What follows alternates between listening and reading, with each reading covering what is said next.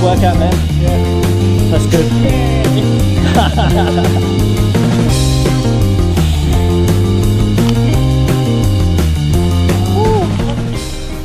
Okay, so education and learning. This is a pretty passionate subject for me. I've dealt with it for many years. I recently got into Bachelor of Education at a university. I was also a part-time teacher at a private school. I was also I did a lot of work with kids, particularly in the extracurricular areas. There was a cadet program that I did where I got to teach kids about leadership. This is high school kids. I got to teach them about leadership, about participating in a team, about communication, about learning. All the stuff which I found has been incredibly valuable in my life. I did a lot of Army and cadets when I was much younger, and I learned so much, not just about how the world works and about how people work, but also about how I work as a person as well. And I'm still learning, and we're all still learning, but the earlier that you get on top of that kind of info, the better it is for you. So education and learning, it's a really fascinating subject to talk about because it's very mainstream at the moment. Obviously, pretty much every kid in the first world countries go to some form of school or education, even if they're homeschooled. And it's fascinating that the traditional approach is definitely to go into a classroom with a bunch of other kids, have a teacher talk to you, you have homework, you have assignments, and you also have your extracurricular activities. And what they call having a holistic or a well-rounded approach to education is the best philosophy that schools seem to say at the moment. And to an extent, I definitely agree with that. Part of education is not just learning about maths, how to do maths and how to do science and how biology works, all that kind of stuff. That kind of stuff feeds into your career, into the future, and also informs you about what are your own interests as you learn them. Do you care about biology or do you not give a crap? Do you care about maths? Do you think that's fascinating or do you not give a crap? Or do you just care about want to get out there and play sport and play football and that's what you love? That is one of the biggest aspects of education, and that's when you talk to people who are much older, you say that's some of the stuff, the only stuff they found valuable, and that's the only stuff that they found interesting when they were at school, is those extracurricular stuff, not sitting in a classroom and learning about maths. Now, when I refer to that type of learning, the type of learning where you're not sitting in a classroom listening to stuff, where you're actually experiencing things and doing things that are not necessarily the primary focus of school, I'm going to call that sideways learning. As in learning that even though you're in a classroom or at school for a purpose of learning about something, you're sideways learning something completely different. You're learning about life, you're learning about yourself, you're learning about people and communication, the things that are not part of the syllabus or the curriculum the school has established, but the things that you will take away for yourself for the rest of your life. Sideways learning is, I believe, the most valuable learning that can be done for humans on the planet. I really do. And the tricky part about sideways learning is, though, it has to be a trick. It has to be you have to go into something thinking that you're going to be learning about one particular thing and not focusing on the sideways learning that you'll actually be doing, because then the sideways learning that you accumulate will last forever in your mind. It's funny how if we focus on trying to learn something, we'll remember it for a while and then forget it. We'll do what some people call a data dump. Whereas the sideways learning things that you do, for example, you go into a class and you're there to learn maths. You remember maths for a while, you remember for the exam, but you might forget it later on. But that girl that you met in the classroom that spoke to you and said something really awesome, you never forget that for the rest of your life. She said something sweet to you and you don't know why she spoke to you. You didn't even know you were a person that could attract that kind of attention, and you liked this girl for ages, but you didn't know how to approach her, and suddenly she speaks to you.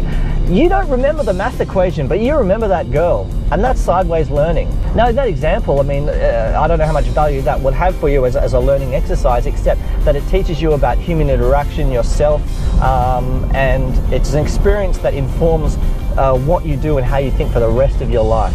Okay, I mean, I could talk about this for like at least 2 or 3 hours, but I'm going to try and make it really, really concise. Okay, how do we learn? Traditionally, people think that you learn when you go up to someone and, or if someone comes up to you and says, hey, did you know blah, blah, blah, blah, blah. There you go. And then you go like, oh, thanks for letting me know.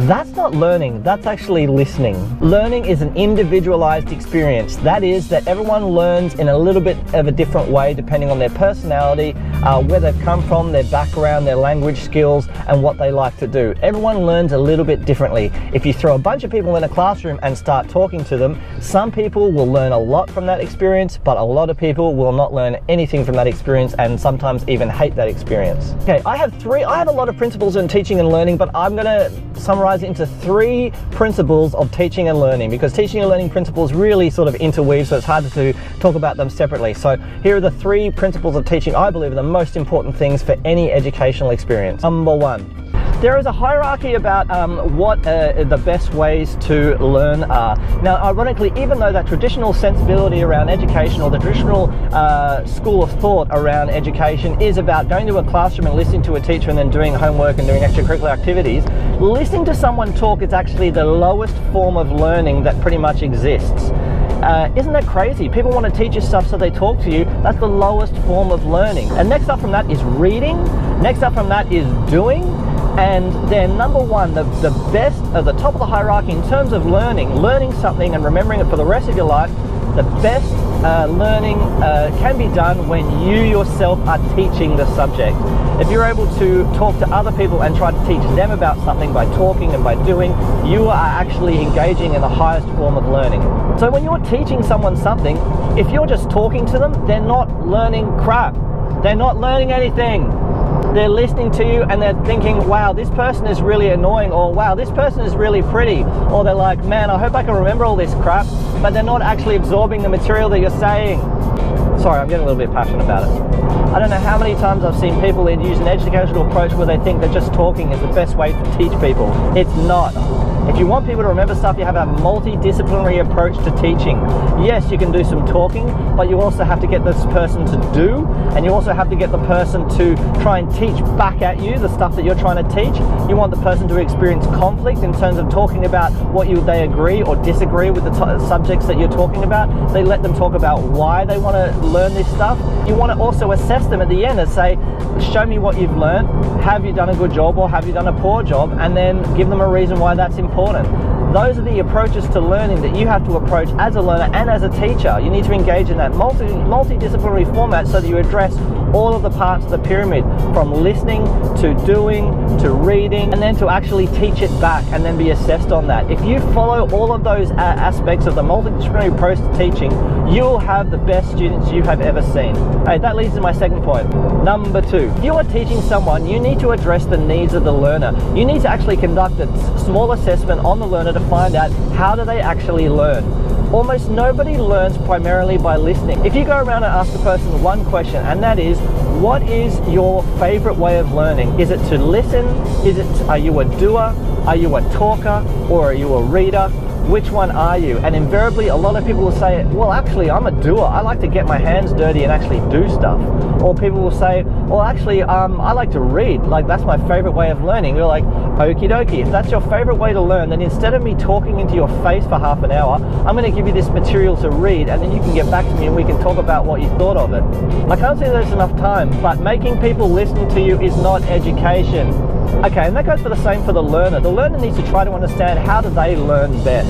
Do they learn best by listening to someone? Do they learn best by doing, talking, etc., or teaching someone else? They need to find out what their favorite method of learning is and try and engage in that method and actually encourage the teachers to use that method. If you enjoy going outside, kicking a ball, and then talking about something, whether it be maths, English, biology, whatever, if that's the way it makes you remember stuff, then do it that way, you know what I mean? Go out in the field, kick a ball, and talk about that stuff, and that'll sink in, and it'll make it enjoyable for you and want to engage more in the subject matter. So those are my very concise and very basic beliefs on education and learning. There's so much to talk about, but I think it's a bit boring to listen to. I just wanted to get that out there.